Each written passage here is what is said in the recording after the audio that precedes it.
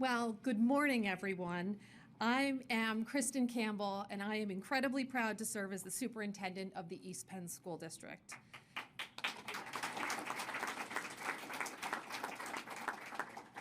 It is an extreme honor to welcome Governor Shapiro, Dr. Mumin, Secretary of Education, Representative Pete Schweyer, Senator Nick Miller, Representative Jean McNeil, Representative Mike Schlosser, County Executive Phil Armstrong, Council President of Emmaus Borough Chad Balliet, Dr. Josh Levinson, President of the East Penn School Board, Mr. Adam Smith, Vice President of the East Penn School Board, and all of you, our esteemed guests.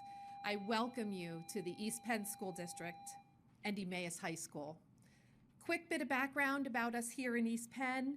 We serve a community of 8,000 students in kindergarten through 12th grade. We have 7 elementary buildings, 2 middle schools, and 1 high school, which is where we are, Emmaus High School, under the leadership of Principal Beth Gariello.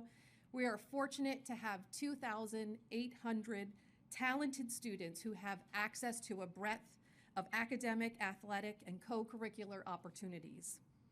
In addition to the broad repertoire of courses that our students take here at Emmaus, we have a strong collaboration with local colleges and universities to offer dual enrollment opportunities.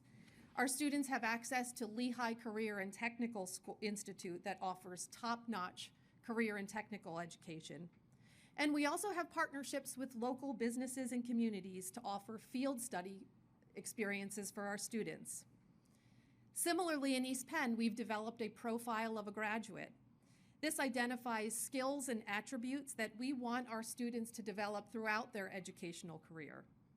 In addition to their academic and social-emotional growth, we want our East Penn students to be effective communicators, critical thinkers, collaborators. We want them to be empathetic. We want them to be reflective, confident, and resilient young adults.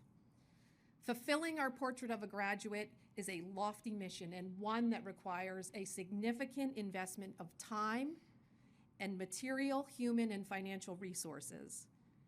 And the recent state budget that was signed by Governor Shapiro represents a significant investment of financial resources that are going to support our students here in East Penn and other schools across the Commonwealth. Specifically, the new adequacy formula is a marked step forward in equitably funding Pennsylvania schools.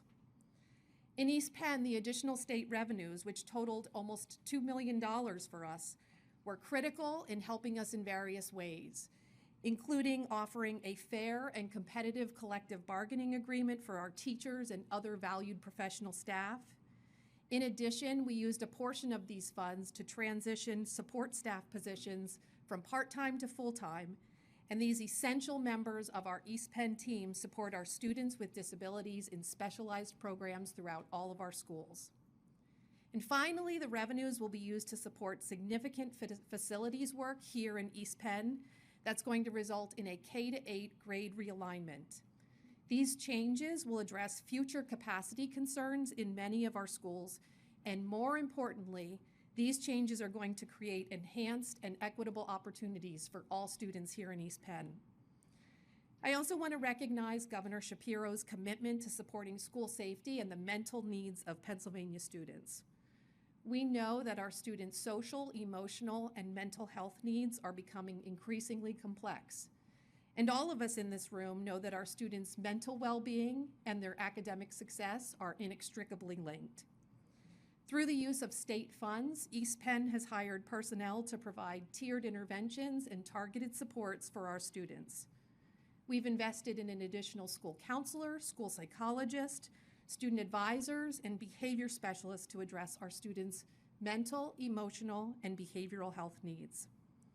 Furthermore, the enhanced state funding in the area of school safety has helped us make enhancements to our physical safety, including both structural changes as well as programmatic changes. Collectively, the recent increase in state funding for Pennsylvania schools by Governor Shapiro represents a notable step forward for the East Penn School District. This funding brings essential financial resources to address our needs, bridge gaps, and create new opportunities for our students. We extend our sincere gratitude to Governor Shapiro and his leadership team for their continued commitment to education. This investment in our schools is an investment in East Penn's and Pennsylvania's future. And now it gives me great pleasure to introduce Khalid Mumin, Secretary of the Department of Education.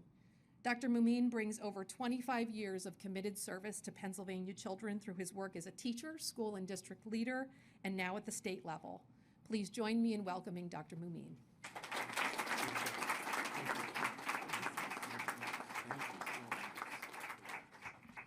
Good morning, everyone. Good morning. Let's try this again. Good morning, everyone. Good morning. Thank you so much. I am Secretary of Education, Dr. Khalid Mumin, and it feels so good to be here in the home of the Hornets. Now, I will be very transparent. I'm looking at the Hornet there, and it's bringing back some memories. The Hornet in the Red Knight, where we were facing the Cacareese twins, and what phenomenal athletes they were, and also phenomenal scholars. Also makes me think of field hockey, and it makes me think of those battles at Poetry Out Loud. So this community, I am so thankful to be here in this community where you openly celebrate athletics, academics, and the arts. It is a community thing. And I'm so thankful to be here with Governor Josh Shapiro to talk about these investments today. You know, as a former leader and administrator, I know firsthand how critical our schools are to our communities and to our commonwealth. And I also know for far too long, school districts have been under-resourced and underfunded. But today, thanks to the historic investments that Governor Shapiro has made 2 years in a row, the focus and attention that this administration has given to education here in the Commonwealth of Pennsylvania, and the commitment to continuing that support, I know that our school districts are poised for greatness. And every day at PDE, we see firsthand the benefits that come from investing in our schools, educators, students, and communities. The support we give learners, whether that's free breakfast, mental health services, or menstrual products. It's the support that we give our educators, like student teacher stipends and enhanced professional development. And the support we give our schools through infrastructure improvements and safety supports. All of these investments that we make today will pay dividends in the future. So I thank Governor Josh Shapiro for his steadfast leadership. And those of you who know me know I'm going to tell it to you straight, with straight authenticity. And I can tell you from day one when I met with Governor Shapiro, he said, we're going to get stuff done in education. And he doubled down on it. So on behalf of the Pennsylvania Department of Education and on behalf of all of the Pennsylvania learners here in the Commonwealth, thank you, Governor Shapiro. Thank you so much. Thank you. And it's my pleasure to welcome to the microphone Representative Schweyer. Dr. Mumin, thank you very much. First and foremost, how's everybody doing out there today? Yeah, that's pretty weak. This budget delivered $1.2 billion additional dollars for schools across the Commonwealth. Here in Emmaus, $3.1 million additional dollars that's going to be used to invest in our kids. So we should be feeling pretty good. There's a Hornet back there. Usually Schlossberg's the one in the mascot outfit. Left it at home, okay? Next time, Mike. So on behalf of all my colleagues, Representative McNeil, we have representatives here from Representative Josh Siegel's office. Josh, by the way, is on his honeymoon. He gets a pass today. I want to thank Governor Shapiro for your incredible leadership in helping us deliver historic investment in our schools. You know, last year, I have the honor and privilege of serving as majority chair of the House Education Committee. And so Dr. Mumin and I meet regularly to talk about the things that we'd love to be able to do if we only had the resources to do it. But then we had a conversation with Governor Shapiro. He goes, So let's get the resources and let's do those things that we need to do to deliver a quality education and truly invest in all of our kids. And my kids go to the Allentown School District. My oldest is a senior at, by the way, Dr. Carol Burks, our superintendent. Also with us is Miss Lynn Fooney-Hetton, who's the superintendent of the Salisbury School District. Thank you for being here. And you know, my journey for really truly understanding the differences between schools actually started here in this high school. Dr. Campbell was kind enough to give me a tour when I first started representing the East Penn School District. And this school is amazing. You know, I saw architecture and engineering classes for 12th graders. The school is absolutely beautiful. They have an emotional support dog that visits here that helps keep the school calm and making sure our kids are engaged in a very deep and meaningful way. This is the kind of school that every parent should want to send their children to. And I commend you, your leadership on your board for having this tremendous product. But I also realized that my kids deserve that too, just on the other side of 31st Street Southwest, which is literally the road that borders Allentown and East Penn. But what we never wanted to do was hurt our school districts that are doing well in order to help those that needed a little bit more assistance. And so the brilliance of the budget that Governor Shapiro led and that we ultimately were able to pass is that we're investing in underfunded school districts. We're investing in the specific needs of the kids in those school districts. And they're all different, whether you're in rural central Pennsylvania or an urban community like mine in Allentown, they all have very different needs. We're investing in growing school districts like East Penn because we want to make sure we're able to help them keep up with their growing needs and the growing district here. But we're never going to take away from those high achieving districts. This isn't about leveling the playing field. This is about raising everybody to make sure that all of our kids get what they need. Because all of our kids are smart, capable, and care about their futures. Their family cares about their futures. And if we just make sure that they all have the same access, not only will they do great, but the Commonwealth as a whole will do great. One of my partners throughout this entire process is my friend, yeah, there you go, Senator Nick Miller. So Senator Miller is my state senator in Allentown. He's also the state senator here in the borough of Emmaus, also represents this high school, and was incredibly helpful on our process through the Basic Education Funding Commission. And Senator, I'd like to turn it over to you, sir.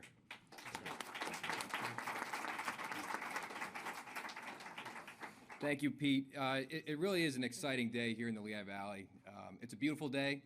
It's exciting not for just because we're here to celebrate wins and not because the Philadelphia Eagles start their season tomorrow, but because we can celebrate working together as a team. A lot of the key decision makers are here today. Governor Shapiro, Secretary of Education, our Education Majority Chair, Schlossberg, Jeannie McNeil. I mean, we really have a great core of people working together to get some things done. So first of all, I want to thank the governor for his commitment, not just to the students of the Lehigh Valley, but the students of the Commonwealth of Pennsylvania and your commitment to deliver. And I want a round of applause for Governor Shapiro.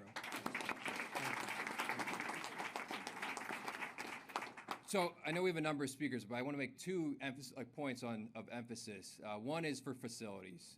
We're standing in a room with air conditioning, but not every school has air conditioning in the Lehigh Valley alone. We made an investment of more than $100 million in facilities alone.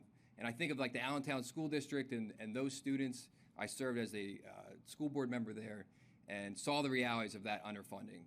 And to deliver on that in year two of Governor Shapiro and my Senate term, that's a big win. So, yeah, Dr. Burks over here celebrating that, I know that too. Another thing is remediating lead and asbestos in our buildings and to have students that can be exposed to that and the impacts on those lives moving forward. It's something that we're proud that we were making that investment to continue to invest in our facilities and our students because they deserve to feel valued. And so having classrooms that are learning environments conducive to learning, it's something that we're going to continue to strive for. Secondly and lastly, our career and technical training. We put about $30 million into CTE and think that's career readiness, whether it's robotics, advanced manufacturing, meeting the workforce and the business industry partners that are looking for the workforce of tomorrow, and making sure that our students have the opportunities to take an intro to polymer engineering or machine learning or advanced manufacturing. That's the opportunities that we want to provide for our students. And that's what we did and delivered here in this budget as well. So I want to thank the governor again and our secretary and Representative Schweyer has been a phenomenal partner in the education world. I look forward to continuing that success And another person that was a key person in this process, Dan Yue from the Education Law Center. I'm going to turn it over to you to talk a little bit about the data behind that and all the wins that you help deliver as well. Thank you very much.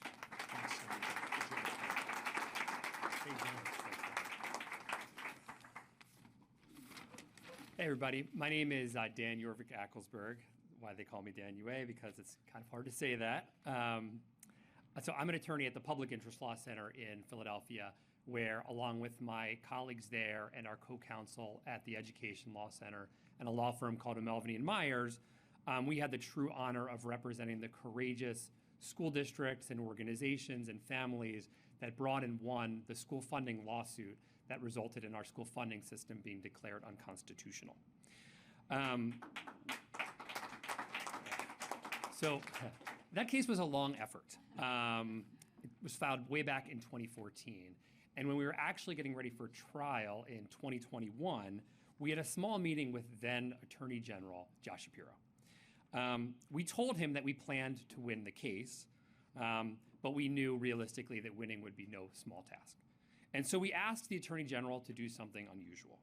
Rather than defend the case as his predecessors had done, we asked him as the Chief Law Enforcement Officer of the Commonwealth to argue on our behalf that the Constitution was being violated. We asked him to take a stand for justice. And you know what? That's exactly what the Attorney General did. What our Constitution required had never actually been spelled out, but in came the Attorney General, who argued on our behalf in soaring words that all children in this Commonwealth were entitled to a comprehensive, effective, and contemporary public education, and that children were being deprived of that right because of the way we fund our public schools. In 2023, we won, and when we did, the court adopted the now former Attorney General, and now Governor's legal position, that all children were in fact required to have a contemporary, comprehensive public education. That's what the Constitution requires. When we won, the court said, I'm going to give you all, the governor, the legislative branch, working alongside petitioners, us, the first opportunity to get this right, to get to work and come up with a system that brings our educational system into constitutional compliance. Which brings us to the legislation we are here to talk about today. Now, I don't think anything is perfect, but the legislation that was passed, that we are here to celebrate, that was passed on a bipartisan basis, starts with answering the most foundational question a school funding system should have. What do our children need to be successful? What do children in poverty need? What do children with disabilities need? What do children learning English need? What do all children need to be successful? And according to this law, you can look this up on the Department of Education's website, the Commonwealth needed, as of this summer, an additional $4.5 billion in state funding directed to the most underfunded districts. We started that path this year with about $500 million going out to the districts that need it most. But that is not money for money's sake, as you have heard. It is to hire the teacher who inspires, the counselor who helps a child in a crisis, the librarian who opens up new horizons, the tutor who catches a struggling student up. In other words, funding is to hire the educators who can change the trajectory of a child's life. That is the good, and it is a lot of good. But I don't want us to pretend like the task has been completed. The version of this legislation that came out of the House originally had a 7-year commitment to once and for all bring the system into constitutional compliance, and in the budget process in Harrisburg, in order to get an agreement, that commitment was taken out of the legislation. And while this year's money is critical, we have billions of dollars to go with children that don't have the luxury to wait a decade for us to get this right. And with school leaders who need to know they will have the funds so that they can plan on how to build out the schools their students deserve. So it's going to take hard work from all of us to finish this job. The brave school leaders who made this lawsuit happen, the Attorney General who took a stand and became governor, the General Assembly who worked to get it right, the parents and activists and citizens who demanded it be fixed once and for all, the educators who do this job every day, and of course the students who walk in these halls. We all need to work together to get this done. So we need to celebrate today, and then we need to double down. We need to commit to finish the job so that every child can go to a Pennsylvania public school with the resources the Constitution and justice requires. And with that, I am really pleased to turn it over to a teacher in this school district, Mr. Eric Luckenbill. Thank you very much. Go get him, Coach. Wow. Good morning. On behalf of the faculty and staff of the East Penn School District, it is an honor and a privilege to be here today. I'd like to welcome Governor Shapiro, his staff, members of the press community, and all of the esteemed colleagues for being with us. It's great to see some Emmaus High School students in here as well. My name is Eric Luckenbill, and last week I began my 18th year teaching here at Emmaus High School. It is an honor to work in this building and to help kids become East Penn proud. The opportunity to teach in a public school like Emmaus has been my life's version of winning the lottery. Like many in this room, I would not be here where I am today without the support and quality of public schools in the Commonwealth of Pennsylvania. My public school upbringing gave me a platform and preparation to succeed in college and prepare for my career here at Emmaus. My wife, Heidi, is a public school teacher as well, and she and I have been able to build an amazing life for our family, where our two children, Matthew and Hannah, are excited to go to a public school each day as they continue to grow into the great people with the world at their fingertips.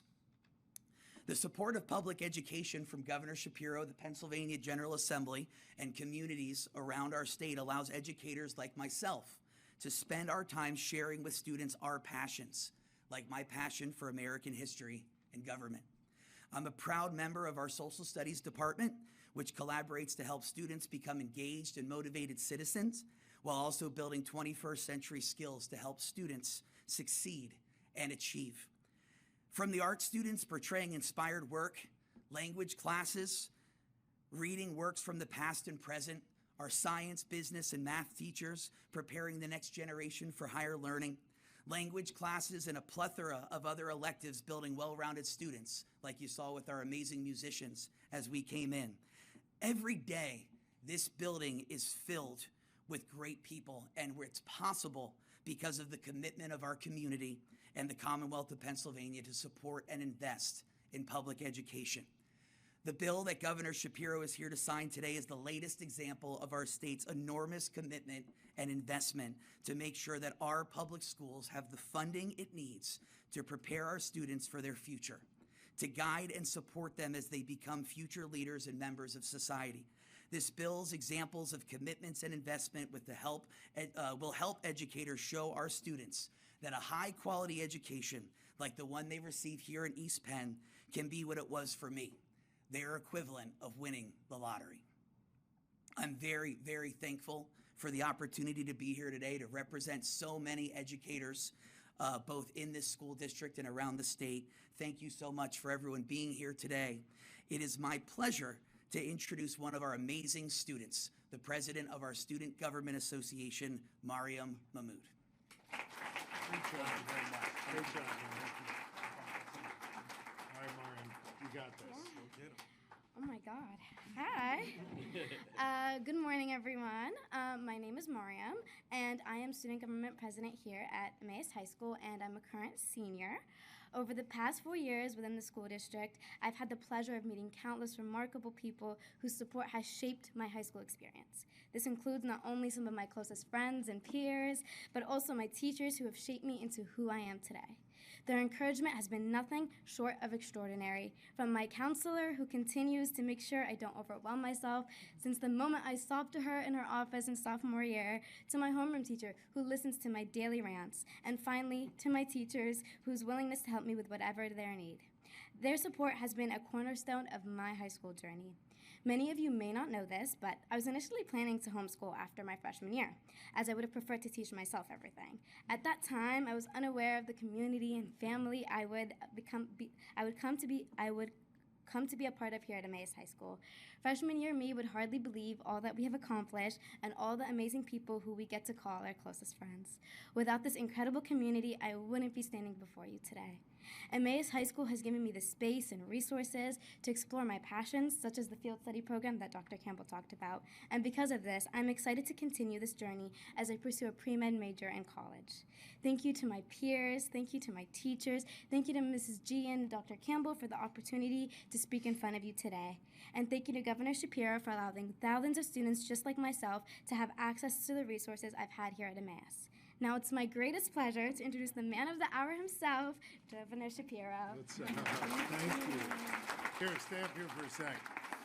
Thank you. Man, it is so good to be here in Emmaus, and I want to just say about Mariam, you are super impressive. Oh, thank you so much. Like super impressive. And I just wish for you that the sky is always the limit, that there are no boundaries for You're you. so sweet. You've got an amazing, thank you, appreciate that. Yeah. You've got an amazing foundation here, but you took advantage of every opportunity I here. really did. And I think it was so cool to hear you speak, but what was really cool was to see your classmates looking at you all proud and smiling, and it's just awesome. Yeah. Congratulations. Thank you. So it is great to be with all of you today and to have the opportunity to be here in Emmaus to sign this historic legislation investing in education across this Commonwealth. I want you to know I could not be more proud to serve as your governor, the 48th governor of Pennsylvania. And one of the great points of pride is that I get to travel, visit everywhere, meet people where they are in their communities. Just yesterday, I was in Montgomery County, I was in Pittsburgh, I was in rural Tioga County, suburban, urban, and rural communities. And you know what? While the grounds look real different, the topography changes quite a bit. The people kind of look different in the communities you show up in at times. Folks basically want the same four things here in the Commonwealth. They want really good schools for their kids and grandkids. They want safe communities to live in. They want economic opportunities in their neighborhoods so they can stay in the places that they love. And they want their rights and their freedoms protected. Now, sometimes it's hard to figure out exactly how to accomplish those four basic Pennsylvania principles. But I want you to know we work incredibly hard every single day to do that work. I know we got a bunch of students here, and I know, Mr. Luckenbill, your history and social studies teacher is here. You're not allowed to look at him when I ask you this question. But we got to have a little bit of Q&A in order to get at the business at hand here. How many branches are there in our state government? Yes. 3. Who could tell me what they are? Raise your hand. Huh? The Hornet raised their hand back there? Nah, come on. You said 3. Go ahead. What are they? Economics are important. Legislative. How about another one? Yes. Executive. And yes. Judicial. Executive. Who's the executive in Pennsylvania? Yeah, the governor. And who's the legislative in Pennsylvania?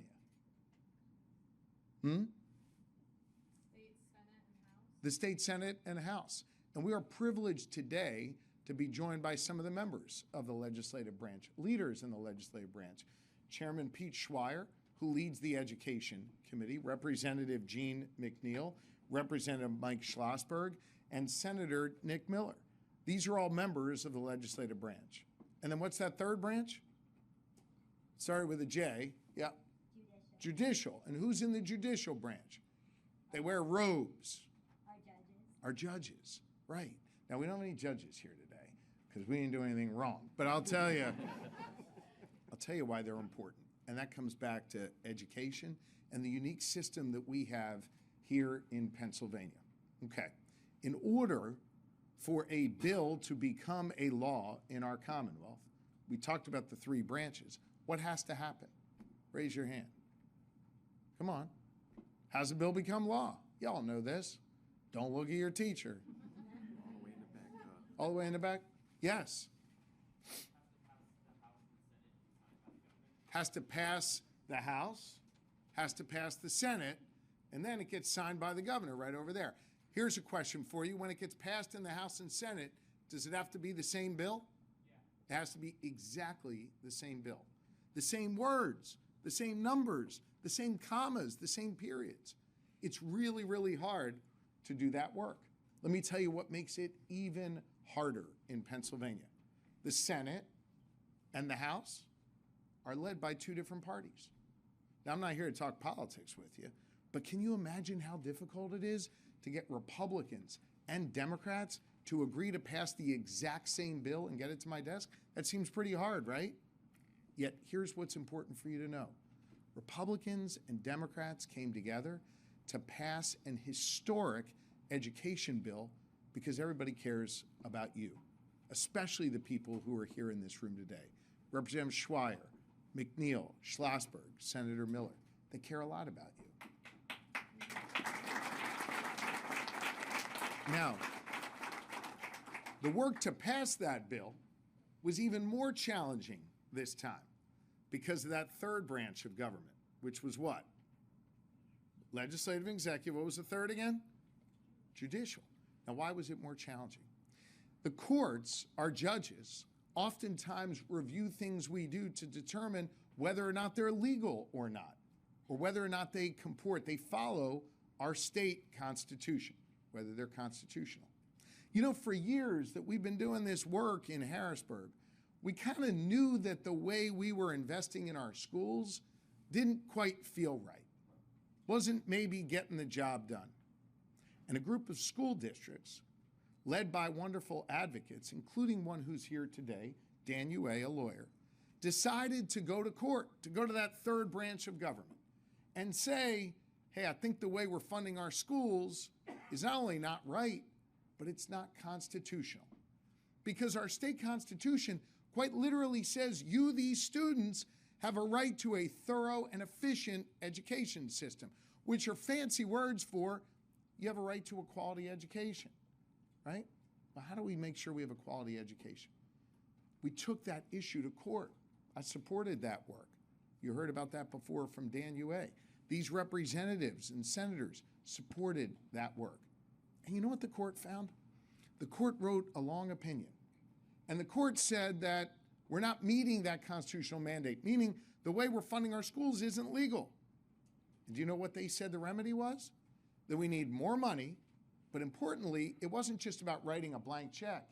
It was making sure that the districts that needed the money most, the students that needed the most help, would get those resources. Now, courts have a really good way of writing down what their opinions are. But sometimes, and lawyers here understand this, it's like really hard to understand what the remedy is. The word remedy means like how you're going to address the problem. Really, really interesting here. What'd the court say? The court said, okay, it's unconstitutional, and this is the remedy.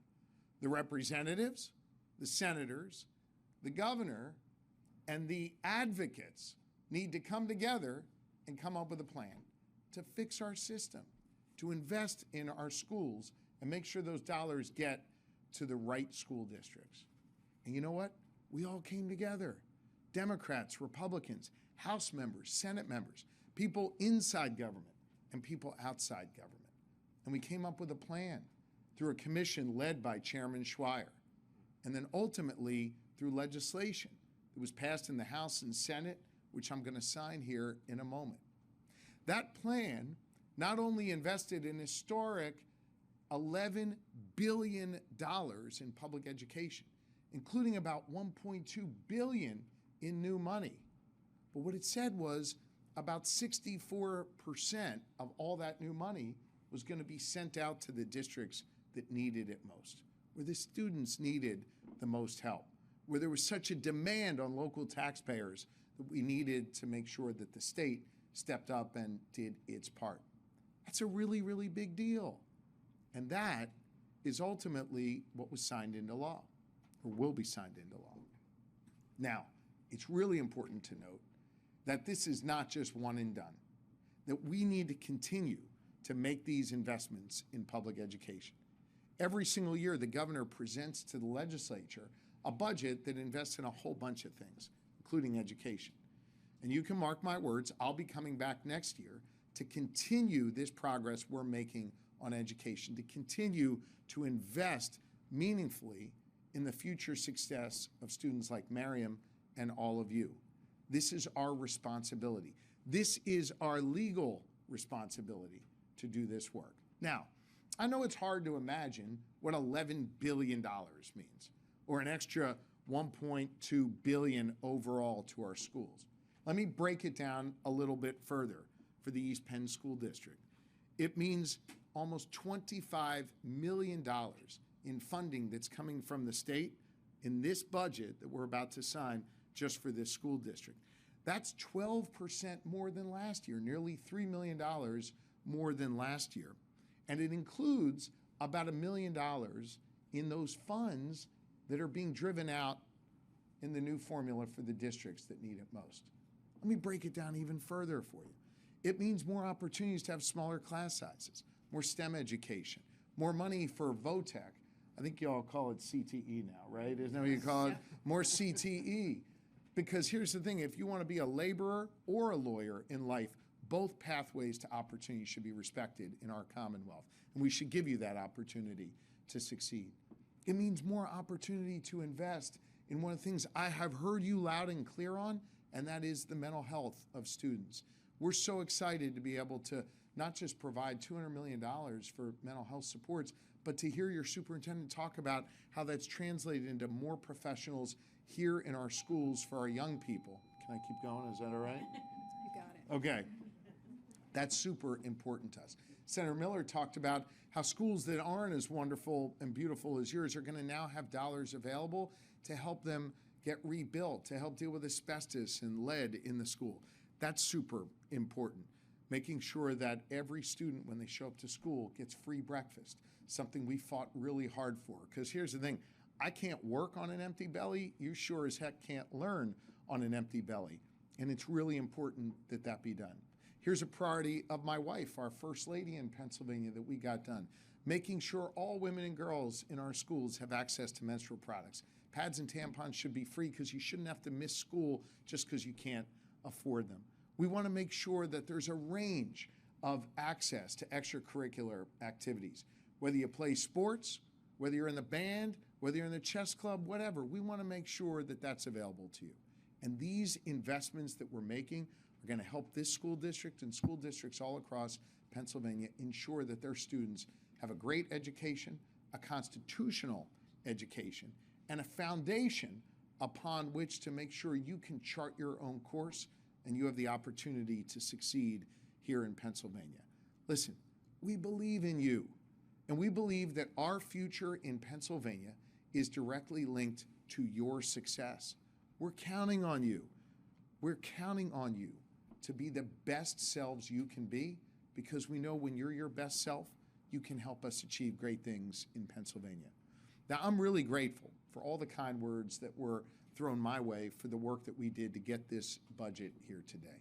But understand, as we said before from the opening question, in politics, there's three branches of government: a court who challenged us, and then legislators who stepped up and did this hard work to pass these budgets.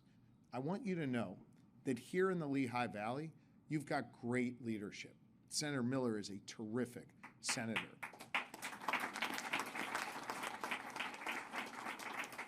Representative Schlossberg is a great state representative. Representative McNeil fights for you every day and gets the job done, and we are grateful to her. I want to take a minute and talk about Chairman Schweyer, because this bill that I'm about to sign does not get to my desk unless it first passes out of the Education Committee. And this guy made sure that the bill that came out of the Education Committee invested in our students. Remember before when I said we're the only state in the whole country with that divided legislature? Well, I'll tell you what, it was really hard to get this done in a divided legislature. Yet the bill had to start in his committee and had to make it all the way through the process. I want the Lehigh Valley to appreciate the fact that they've got a major, big-time leader representing this community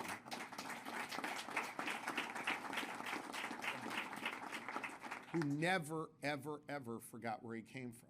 Now, when you become a chairman, for the students out there who haven't visited Chairman Schweyer yet, you get a big fancy office. It's like leather chairs. There's like wood on the wall. He's got like gold chandeliers. And I say that sort of half joking, but listen, you get there and a lot of people forget where they came from because it looks so beautiful in their offices, because they feel real important. This guy never forgot where he came from. And importantly, he never forgot the stark differences between school districts that are minutes away and making sure all students get lifted up. That's a big deal. And so I want all the students here. I know you all got different views on different issues. Some of you are Democrats, some of you are all Republicans, some of you like me, some of you don't like me. It's all cool. But I want you to appreciate what you have here in the Lehigh Valley with your leadership. Elected leaders who went to work for you, who delivered for you, and who every year going forward are going to continue to work hard to deliver for you, because we all collectively believe that what happens here in these school districts are the key to our future in Pennsylvania.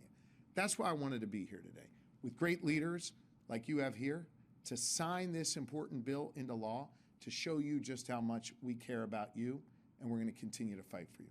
So I want to thank you for welcoming me here. I want to thank the Hornet for showing up and giving us a few moments of their time. And what I'm going to do is sign this bill, this historic bill into law, and then we'll come back and take some questions. Come on, guys. I appreciate it. Got it, pal. Come on, Mariam, come on over here. I can't do it. Rep, come on over.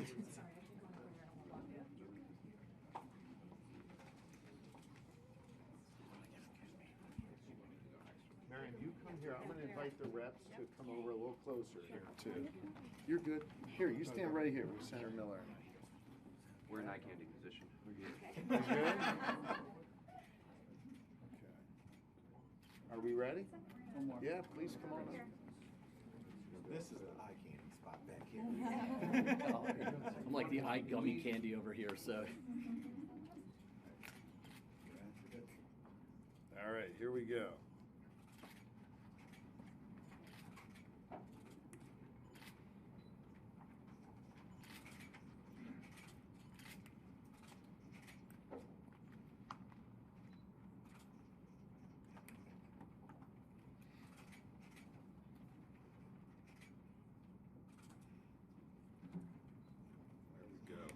Chairman, that's for you.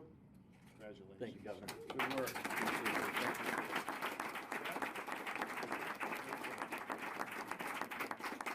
Schloss? Thanks, guys. Great work. Senator, that's for you. Great work. And this is our historic education bill right here.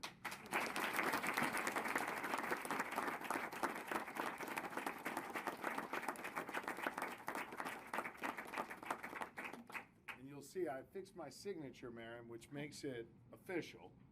I'm the 48th governor, and I wrote "Go Hornets." So I'm going to leave this with your superintendent as a reminder of just how important the Hornets are in this whole process. Thank you very much.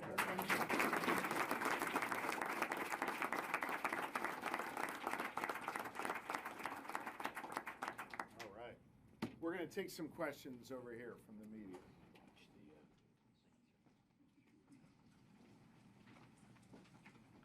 Now, when I'm in a school, I like to hear from the student newspaper first. So, do we have any representatives of the student newspaper who are here? We do. Okay, awesome. You get the first question. What's your name? My name's Ayan. I'm the editor-in-chief of the school newspaper, which is called The Stinger, after the Hornet. Yeah, I got that's very good. So, according to an NPR article published earlier this year, teacher vacancies of both regular and subs are dramatically increasing in Pennsylvania. How do the budget and other initiatives that you've created incentivize teachers, bus drivers, and other staff to enter the field during this crisis? I think that's an outstanding question. I'm grateful you asked it. We have a real challenge when it comes to recruiting new teachers. You heard from Mr. Luckenbill, you've been here almost 20 years, is that right? Which is outstanding. But the first thing he'll tell you is we need to make sure we've got a pipeline of wonderful teachers ready to take his place when he retires in 40 or 50 years. And so it is really important that we do that. And the problem is we don't have enough people going through the process of getting educated to be teachers. And those who do go through the process, we set up so many barriers that made it harder for them to get into the classroom. Now, the good news is these representatives and the senator and I came together around a plan, working together with Secretary Mumin, working together with your leaders from the PSEA who are here today to come up with a solution to begin to address that. What's our solution? After you go through the process to be educated to be a teacher, you then have to go work in the classroom, and those are called student teachers. Well, the problem was when you were working to be a student teacher, you literally didn't get paid. A lot of student teachers had to go into debt in order to get their classroom time. Some of them dipped into their savings, where some of them, unfortunately, never got to pursue their passion of being a teacher. So what did we do? We put in place a stipend to pay student teachers when they're getting their training in the classroom. Last year, we appropriated $10 million, which sounds like a ton of money, but within 4 hours of student teachers applying for it, that money got wiped out. So the chairman of the Education Committee came back this year and said, we need to double it. And we passed a $20 million stipend. That money is driven out and is going to dry up, and we need to continue to build on that as well. So we're going to come back next year and do even more to help our student teachers. We think that is one really important step. We're also exploring other ways to incentivize people to go into teaching in Pennsylvania. Being a teacher is a noble profession, and there's a lot of service professions out there that we're struggling to fill across Pennsylvania, from teachers to firefighters to police officers, and we need to make sure all of them are filled. And so we're working on common sense bipartisan legislation to provide even further incentives to help people get in the classrooms and into other areas of our society to support our communities. Thank you for your question. Any other student? Yes. I'm Karina McCallum. I'm managing editor of The Stinger. As you We got spoke the about- editor-in-chief and the managing editor. This is a lot of pressure on FMZ when you ask your questions. Holy cow. Go ahead. Mental health has become a major concern in student populations in Pennsylvania, with a 2024 State of Education report saying that 2/3 of school districts reported student mental health as one of their major challenges, making it the most widely reported issue in education again this year. The Pennsylvania education budget allocates $200 million to be distributed statewide. Can you speak as to how school districts will utilize this funding to improve the wellness of students? Well, you heard from Ms. Campbell earlier about the work that's being done in this school district with the dollars that we've driven out to be able to hire more mental health professionals, to be able to provide more resources. This school district is an example of how they're using those dollars to address student mental health. I will say that I view this as one of the biggest challenges young people face across Pennsylvania today. And I say that not just as your governor, but as the father of 4 young people, including 2 who are still in our K-12 system, 1 in 8th grade, 1 in 10th grade. And we know that those challenges have been exacerbated coming out of COVID. And we also know those challenges are real because you all have told us about that. Let me explain. A few years ago, when I was Attorney General, Representative Schweyer and Schlossberg, I think they were the 2 in office at the time, helped us pass something called Safe to Say. Y'all have Safe to Say on your phones? Now listen, it was an app that when I was AG, we thought would give young people the ability to let us know if, God forbid, someone was bringing a weapon to school, or God forbid, someone was going to do harm to others at school. Now, our 4 kids told me at the time, they're like, Dad, that is the dumbest idea ever. No one is ever going to use Safe to Say. I'm pleased to be able to stand before you in this microphone addressing the media to tell you my kids were wrong and we were right. And we've gotten over 100,000 tips from students across Pennsylvania. Now, here's where I was wrong. Most of those tips had nothing to do, thank God, with someone bringing a weapon to school or doing harm to someone else in school. In fact, 80% of the tips that have come in have been about mental health. Students crying out for help, asking for services, asking for someone to talk to, identifying one of their friends, one of their peers that seemed like they needed help as well. And so we now, I think, are the only state in the country that have data driven by students saying we need more help. And I pledged if I was elected governor, we were going to do something about it. That $200 million we've invested is a beginning. We have other work to do when it comes to mental health. Just by virtue of you asking that question And by virtue of students all across Pennsylvania taking the time to tell us openly about mental health issues, you're doing a huge part of this by eliminating the stigma that has existed around mental health for a long time. A lot of adults in this room are nodding right now because they know that for a lot of adults, it's been something that you just didn't talk about. The fact that young people are talking about it is changing the dynamic when it comes to mental health. And importantly for this community, you remember what I said before about having the chairman from the Lehigh Valley leading the way on education? You have the Commonwealth's most respected voice on mental health representing the Lehigh Valley and representing Mike Schlossberg. Someone who has been open about his challenges in the past and using his challenges as a way to empower people going forward. And let me tell you something. A big reason why we've invested in student mental health and adult mental health is because of Representative Schlossberg. And so we are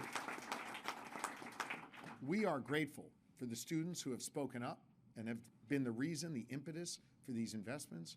We're grateful to Representative Schlossberg and others who are willing to speak up and do this important work. And I want all the students here to know that we're just starting on this. If there are more things that you think we need to do to address it, more tools we need to give your superintendent, your principal, your teachers, you let us know because we're going to be here for you. Okay. Yes. Yep. Lindsay Weber with the Morning Call. Good luck following that, Lindsay. Those are tough questions. I'll do my best. So you mentioned even with this historic investment in education, there is more work to be done. Mm-hmm. So I was wondering if you could outline some of your future funding priorities, and do you see an expansion of funding for vouchers playing a role in that? I'll be announcing my further plans on education in my budget address in February. You can rest assured we are going to build on this progress that we've made. As I said, as Dan Uea has said, as I think Chairman and everyone else here has acknowledged, this is the opening round, and we have many more rounds, many more years to go to get us to full adequacy and full funding of education. I have been and will remain opposed to vouchers. A voucher is where you take money out of public education and you put it into private education. We're not draining any resources from public education. We are investing in public education. I have long said that of the scholarships we have in Pennsylvania, we already have about $500 million that we devote to scholarships. Directing some of that money toward poor kids in struggling school districts to help lift them up, that's something I'm willing to explore. That's something the House and Senate needs to continue to work on. But that is always additive to education. It's never taking money away from public education. Yep. Jay Bradley, Lehigh Valley Public Media. Now, there are a collection of different charter schools in the Lehigh Valley area.